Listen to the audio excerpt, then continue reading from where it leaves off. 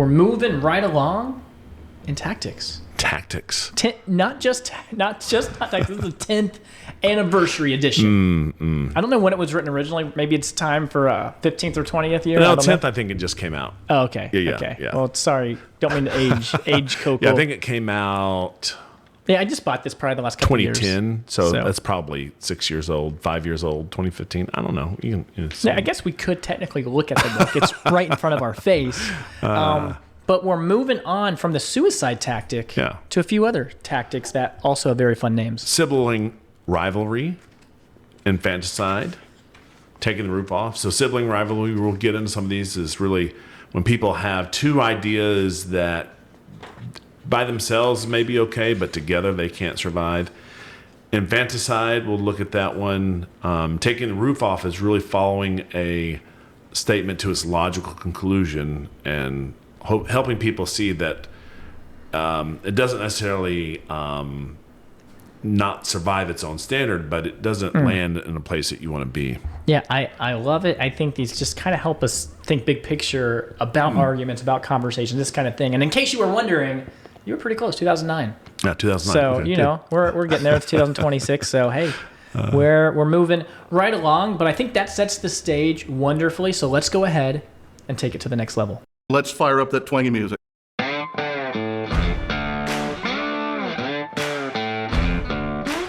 From the hearts of the Low Country in South Carolina, it's the Take Two podcast, where we take theology to the next level. All right, we're asking the question in these conversational apologetics, can someone actually live consistently with the statement they just made, with their worldview? I like what Koukl says. He says we're going to take their ideas for a test drive. It's almost like you got a map. Where are you going to go? If you follow a map, it can get you someplace, and it will get you someplace, but it might not be the place you thought you were going. And that's really important. If you can show someone that where they are at actually is very much different than when they thought they were starting out. And a lot of that goes back to Romans 2, where everyone knows they have a sense, whether it's they have it calibrated with God's word, they have a sense of right and wrong. Yeah, and last episode we talked about Romans 1, people suppressing the truth. Romans 2, Paul's going to say, you really have this law written on your heart at some level. And really, if you ever talk to someone, you can say, even if you don't try to follow the Bible, whatever standard that they try to follow, they're still going to fall short of it, because that's just the sin nature in us. And hopefully you can see, part of that plays into some of these conversations, because that people kind of know what's right and wrong. Yes, yeah. However, their mind has been affected by sin. So you can kind of help try to pull that out and help them see maybe what they're missing when you have these conversations. Totally right. So let's start with sibling rivalry, this tactic that exposes tension maybe between two beliefs that are competing with each other, essentially. Because sometimes people, they affirm one principle, but actually they're living according to another principle. Yeah. Some people would call this hypocrisy, like you're not being, right. But or we just consistent. Consistent. That's a better way. And you can understand, the name makes total sense. You had siblings. You were always in fight. You probably loved your siblings, got together so well. Yeah. Your girls, everyone get along well? My boys? All the time. No fights at the Mott house. And so maybe as someone pointing this out, I might say, actually, I saw Chloe pulling Lydia's hair at church or something. I want to point out they are fighting. You might think everything's great, but I want to point out some of these details. So let's start with an example, as Koukl often does. Someone might say, grades don't matter. It doesn't matter what you get. Or maybe you're a parent that you're saying this to your kids. Like, it's not about the grade. It's about, are you learning? 2 weeks later, you get a C, and you're, like, devastated. The other person could ask, I thought grades didn't matter. You're saying one thing, but actually the principle you're living by is kind of showing something else. Your actions reveal something different altogether. Yeah, and hopefully Jill doesn't mind me sharing this, but when one of our kids was growing up, they would say true things, but they wouldn't always say them nice. Okay, yeah. And so Jill would always say, it's not only what you say, but how you say it. But then we had other kids who might say stuff nice, but it's like really mean. And then, Yeah. so they would be like, then my wife had to come back and say, well, it's not only how you say it, but it's also what you say. So both of those had to, but they were trying to catch my wife in, this sibling suicide. And she was like, no, it's both. It's both what you say and how you say it. But if sometimes when you kind of work through some things, things seem like they are at odds, but they aren't. But that's what good conversation can show. Totally. Here's another example. A Hindu might ask, is Gandhi in heaven? Like, they might ask that to a Christian to try to, like, not a gotcha, but, hey, you believe Gandhi's in heaven? Because heaven would be a bad place if Gandhi isn't there. I think this is actually a real-life conversation Koukl had with a Hindu. Koukl said, well, sounds like you believe in heaven in that case. How do you think someone gets to heaven? And the Hindu said, good people go to heaven. To which Koukl said, well, you tell me what is good. The Hindu says good and bad, they're relative terms. There's not really a clear definition. And Koukl says, it sounds like you believe Gandhi is good. It sounds like you do have a definition. And the point is, you can't even make that assertion. Right. Is Gandhi in heaven? If you don't even, goodness is like actually not a thing. If you're also saying, I think Gandhi's a pretty good guy. Yeah. You can't necessarily say that.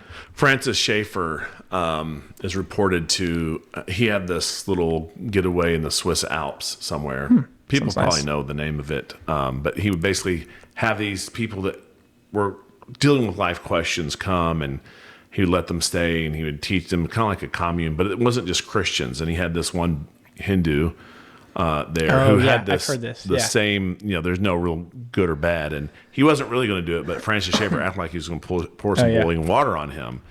And it helped him see that what he was believing was like a sibling rivalry. You're acting like what I'm about to do is bad, but you confess that there is no good and bad, that those are just illusions. You say one thing, but really you believe something else. Here's another one, another example involving someone who believes in Hinduism. They might say, how can you believe in a God that lets children suffer? Problem of evil kind of thing. Koukl kind of responded that one day in the future, God's going to right these wrongs. The Hindu said, how can that be?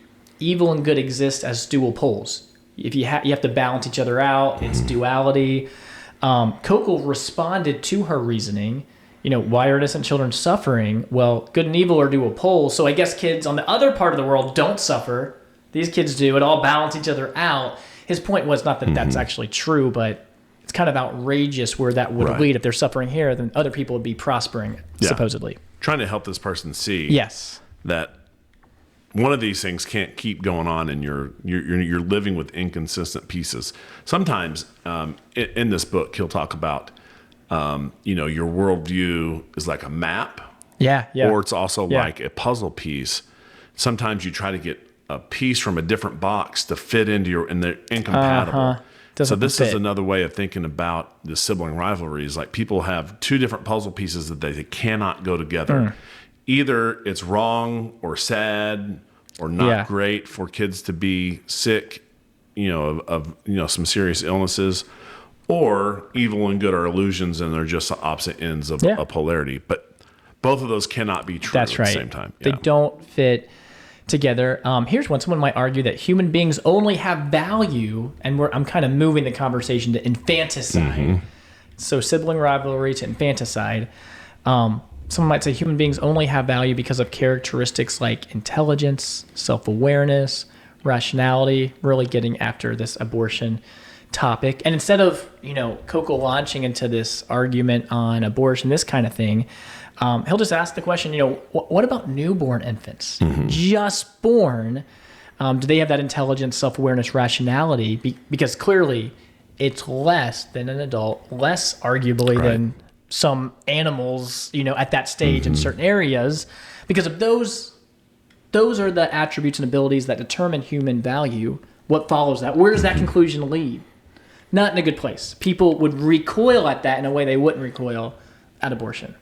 Yeah, and just to carry this particular conversation on, how about like when you're asleep or you've been in an accident and you're in a coma for a couple of days? Does that mean you don't have any value while you're in the coma?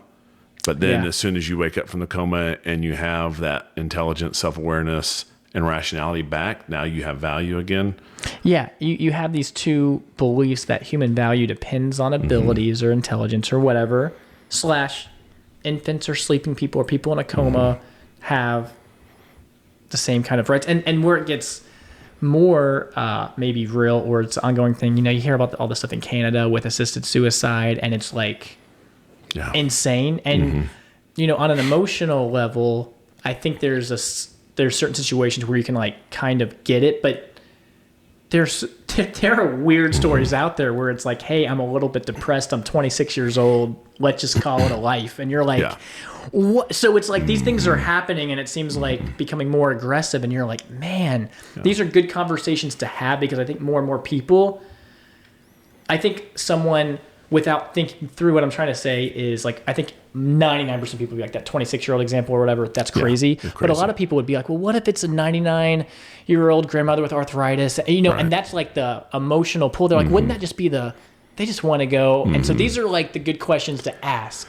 Yeah, because it is a logical slippery slope for them, because now they're talking about teens and preteens like being able to end their life. And it's crazy. Yeah, because that's real life where it moves towards that by at least the logic of the argumentation and insurance and stuff, or however it gets covered and these kind of things. And I don't know the stats off the top of my head, but you hear these like crazy stats of like assisted suicide is like whatever number on the list of deaths in Canada. It's like kind of high, and you're like, that's crazy. It is crazy.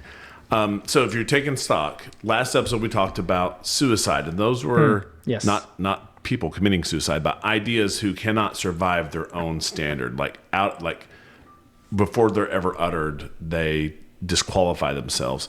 Then in this episode, we talked about sibling rivalry, and that's really where you have two ideas that can't coexist, like they can't both be right. A lot of times people hold those inconsistently. We just moved into infanticide. Yeah, thanks. Those are ideas that they're not formally incoherent. Like this last one that you mentioned, like, human beings only have value because of characteristics like intelligence, self-awareness, or rationality. But as soon as you apply it, they can't really survive. It's like, this is such a nonsensical standard. And as soon as you look at it, it's like they can't age well, which is why he causes it infanticide. Like they really die right on arrival if they're at all looked at. No, that's great. And that leads us to the last one we're going to talk about, taking the roof off. And he kind of paints this idea like, can the pillars support everything? You're taking the roof off, seeing if the building really can stand. He'll say, imagine the worldview as a house. Everything feels secure. The roof protects you. The walls make sense. But thoughtful questions can remove pieces of the roof. And eventually, this worldview can no longer shelter the things. You're taking that roof, as it were, off. So if we're going to back up, sibling rivalry would say, are your beliefs consistent with each other? Taking the roof off would ask, can your worldview actually support what you're trying to build underneath it? Can it survive if we keep consistently applying it to itself? So, simple example, someone might say, rules, can't do rules. Rules restrict freedom. Someone might ask, what would happen if nobody obeyed traffic laws? It was just the Wild West out there. And then you kind of realize rules don't totally destroy freedom. They make freedom possible in some sense, where you can go and you're not worried for your life and all of these things, and you can kind of chip away at their idea.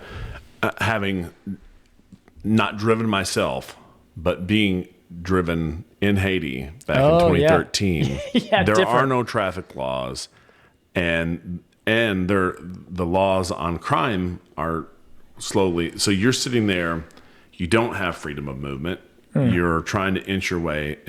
We had to plan for like an hour to get 12 miles from where we were, and that's just crazy. Yeah, you're actually more restricted because of it. Right. So it's a modern day example of what we're talking about, is that you test drive this idea around and you find out that it doesn't actually give you the thing that you thought it gave you. Here's another one. Human beings are simply products of unguided evolution. We're just here, natural selection, Darwinianism. Instead of being like, man, I'm just going to go against everything evolution, you could say, if that's true, where does intrinsic human dignity come from if it's totally unguided? You might follow up and say, why should every human being possess equal value? If that's really the case, you're not trying to prove every tenet of Christianity, but you're just asking some questions. Maybe they have good answers, maybe they don't. Probably don't have great consistent answers. Yeah, and I don't think you would have gotten this answer 30 years ago, but you might have someone say, I don't think they might bite the bullet and say, I don't think that we have intrinsic value. And then I think in a loving way, you have to shame them. Like, you don't think humans have value? Is there a difference between a bug and a human? Yeah, if That's someone, obvious. you don't want to say it yourself, but if someone, did horrible things to a loved one, how could you say that this is wrong other than you just didn't like it? So you got to kind of help them see the gravity of what they're trying to, because a lot of times they'll say a bunch of crazy stuff when they're trying to defend turf. Then you got to try to help point out this is kind of crazy for you to agree to this. Another example, someone might say morality is simply a social construct. Every culture kind of does their own thing. They determine right and wrong. It's, that kind of thing. You can ask them, what makes one society objectively more moral than another? Like, would you say Nazi Germany is different than the United States? Or would you say, hey, totally the same. They were doing what was right in their eyes. And you start doing this stuff, people, that kind of makes sense that most people would say, that was wrong. It's so weird that you say that, because I just saw a video of this person, these news reporters, they go out and they're talking to someone, and they're talking to this lady, and they said, instances of transgender are really low. And they said Asians and some other people group. I don't remember the second people group.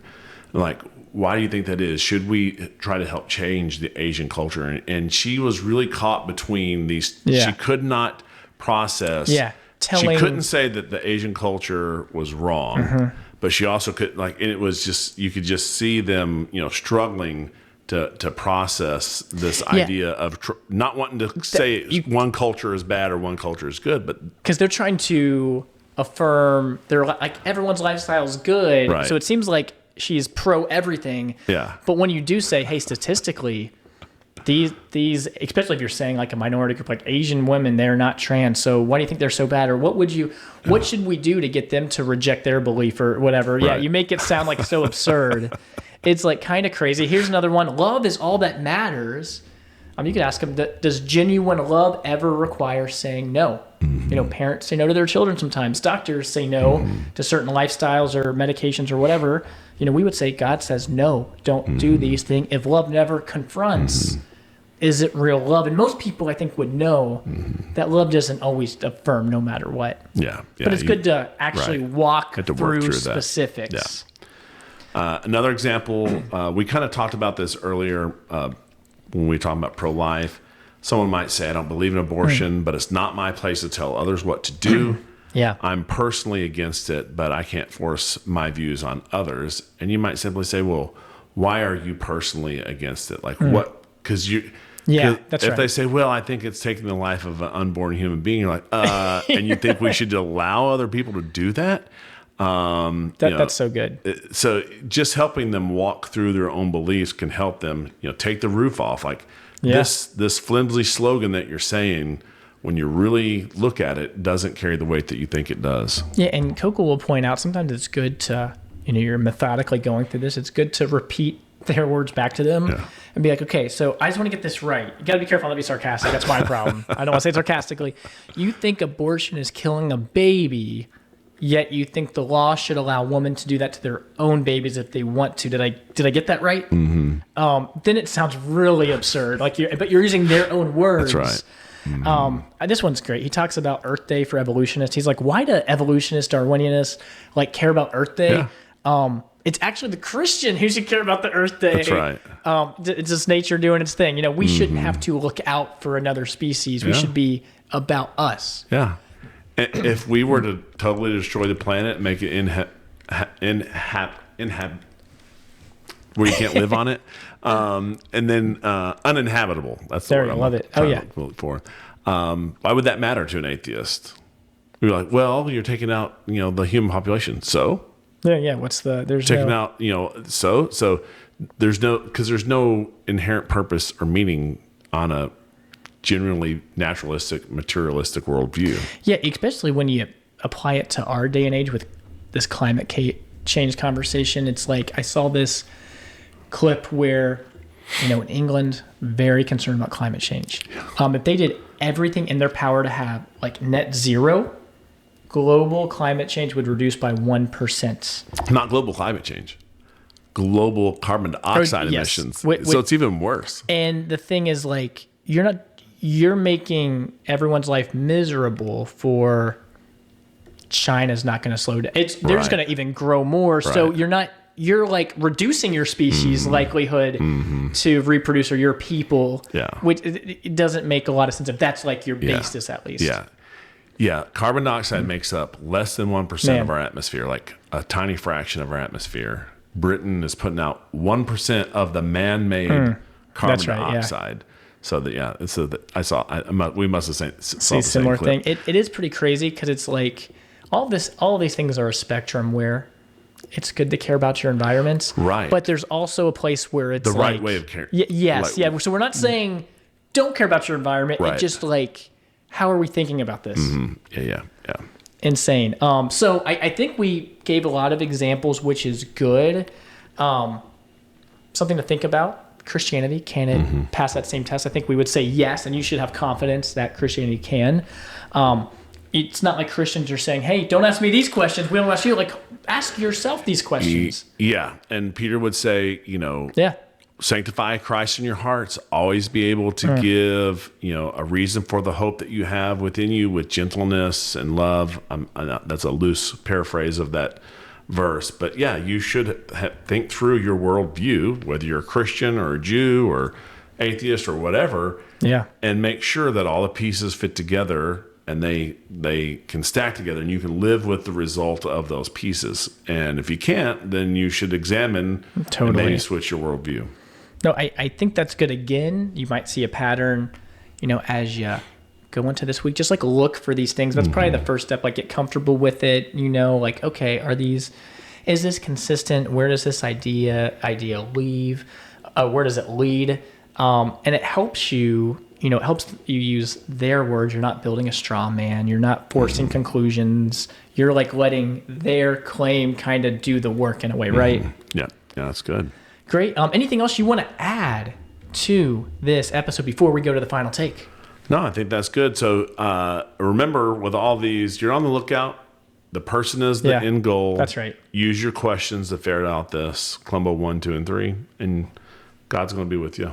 Yeah, simple. I like it. He simplifies it. It's not like, anything super, super crazy. It's just, getting there, asking questions, putting a pebble in their shoe, get out there and do it. Yep. What do you got for the final take? I'm on the edge of my seat. I alluded to this a week ago on our last Tuesday episode, but I think what I heard from text messages that you just hate American Airlines. Is that you're calling them out, right? Is that what's going on? Oh, maybe American Airlines! What a time! I know I'm going back and forth with them right now. I need some remuneration for our terrible experience. With them? Yeah, we're going back and forth. Which, by the way, and this is really nothing, but it's like, I have I'm a gold status member with them. Oh, I have priority boarding 4. Wow. Wow. Which I don't know what that means anyway, but it's like, I'm 6, crazy. By the way. Okay, there. So 2 levels ahead of me. So basically, you're the first person gets aboard after like first class, military in uniform, all that. Like, great. You're the very next people. Platinum's ahead of me, but then gold. I get to go on before the commoners. I have an American Airlines credit card, which, by the way, I don't know if you know this. Like Delta, American Airlines, they're really. I might be overstating this. They're really banks that also do airlines. Like, my understanding is flights are like low margin, very volatile. They make a lot of their money by like Citibank, like the miles and stuff. Like, it's like not even, it's like a whole financial institution basically. Yeah. Which is insane. All that to say, terrible time in the airport. Flight got canceled. So it was a weather event. Well, this is what we're going back and forth on. Weather event happened at the same time in the Northeast.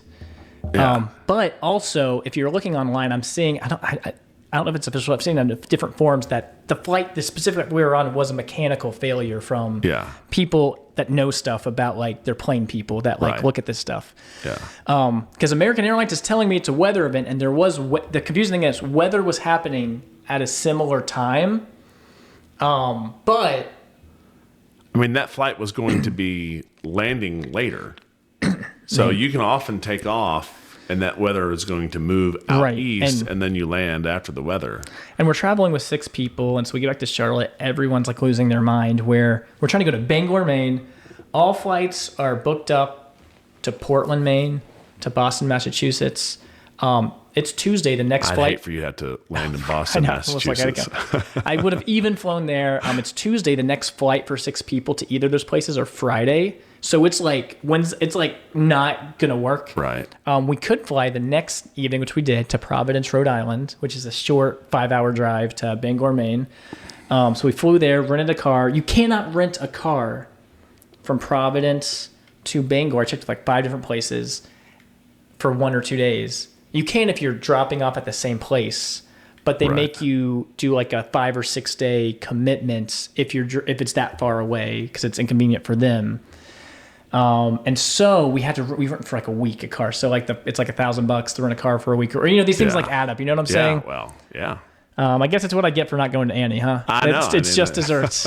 It's what I. That's what I was telling them. I was trying to tell them, hey, this is God saying, just come right back to Charleston, go to the play. Oh, so terrible. The only saving grace, which is not really saving grace, it's not that important at all. It's like because I don't fly a lot. I fly like maybe like once a month or every other month a few times. We took a stroll in the old Admirals Club, which is, I have like a certain amount of passes. Probably designed for people Joshy and Jordan's age. Yeah, it's like a business people like in the corner. And honestly, it is better than being in the terminal, but don't let anyone fool you. It's like crowded in there too. Like it's not like luxury living. Mm-hmm. It's like a little bit nicer, and they have like food and stuff. But people like by the end of the 8 hours we're in the airport, like Joshy's like tackling Jordan. Like most people are like having fun with it, but not everyone's loving it. It's just like, oh, can we get on a plane? And I don't know if you checked out the Comfort Inn in Charlotte, but boy, top notch. And the people were actually super nice. Yeah. But man, we weren't at the Marriott. We'll put it that way, Yeah. Those are tough times because obviously, you don't want planes so incentivized to take off in bad weather that they're risking people's safety. But anytime there's a smidge of weather, they hide behind that, it feels like. And they're like, it's bad weather. Like, no, this was a mechanical issue on your part. And just own up to it. And totally. Man, it's tough. Yeah, so I'm trying to figure this out, but there's enough people, like I can look up forums on this particular flight so I'm going to find out if other people are getting, we'll figure it out whether it's like all or nothing. If it had just been like you or you and Leanne, it have been easier to find, but it's because it was 6 and a lot of you. People did, and we could have flown in like seats that are far apart. Like even on our flight, basically, I mean, people like American, what are we thinking? They booked my 5-year-old like 10 rows ahead of everyone by himself. I mean, we can switch seats, but it's like they had my 5-year-old here, another kid here. Like they had. And when you originally purchased them, you purchased them all together. Yes, exactly. Yeah, because that's what some people will say. Well, it costs a little more, but purchase them all together. And what you're saying is, we did that. We did that. Our flight got canceled outside of our control, and the rebooking split us up. Yes, exactly. And people like we obviously had like. I was sitting by myself, like Jaden and Jackson. We were like all within like 5 rows of each other, and people were like Jackson was crying. I mean, he's 7; he would be fine. Like I can see him. I'm like, I'm right here. Would have been fine. But people were like, oh, people would switch, and it was fine. And they volunteered it and that kind of thing. Which on our trip to Portugal, it doesn't matter. I feel like I'm just a whiny. It's like everything's fine. Yeah. But I was like. We could not book seats together when we booked, so I was like in front of Leanne, and we did ask a lady. I was like, "Hey, do you mind if we switch?" And she was like, "You guys are close enough." And I was like, "Hey, it's fair. You bought your ticket. It was just funny your response." She was like, "Oh, I would have switched if you were like in the back of the plane, but you can see her. You're fine." I was like, "All right, you're close touche, enough. Respect." It's great. But it's just funny. It was great. We made it there. It was good. Traffic at midnight when we got into Rhode Island. Smooth state. It's probably the best time to drive. 12 to 5 a.m. There was no traffic. But you live and you learn. I landed in Providence, Rhode Island. Oh yeah. When I went to the Navy. Oh. So that's where we landed to go to. I'm going to blank on the actual name of the place I went to for OIS. But nice. Yeah. Any fond memories of Rhode Island? I just remember thinking it was weather. It was bumpy getting in there, and then it was like I was a country boy, not really a country boy, but I was. Yeah. I just was not used to like the renting a car and all that. Did you rent stuff. A car out of PBD? I think what I had to do was get a taxi or something, and it took so long because they didn't have Uber back then. To drive us to where we had to go. I showed up, and it was after midnight by the time I got there, which counted as a day of leave against me. Oh, that's terrible. And I was like, "Are you kidding me?" And like, well, you checked in after 23:59. So you didn't check in on this day, and I'm like, "What do you want me to do? What do you want me to do? I'm doing everything I can to get here." It is crazy. We've rented a car in case anyone's been to Providence lately. It's a really nice airport, but you have to walk a long time to get to the rental car place. Like it's like a in the airport, but it's like a bridge over like streets and stuff. It's really pretty, but at like midnight, I'm just like, "Let's get here," And we're carrying like car seats. Oh man, it's just First world problems, It's but that's good. Thanks for bringing it up, Michael.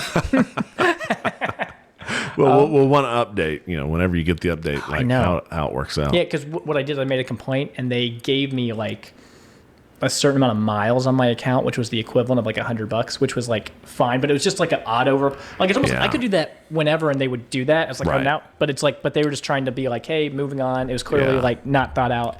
Dusty Slay has also complained about American Airlines. Yeah, and because he travels way more than you do. Yeah.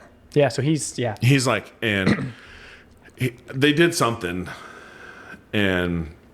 Oh, I think it was a similar thing. His flight got canceled, and he's trying to get to a place where he has a show, and like he's like platinum, whatever. He's like I am the highest level that I know how to get. Yeah. There's this other level that I've talked to people, and no one knows how you get that level because he's flying all the time for these different comedy shows, and he was like, you would think with that level.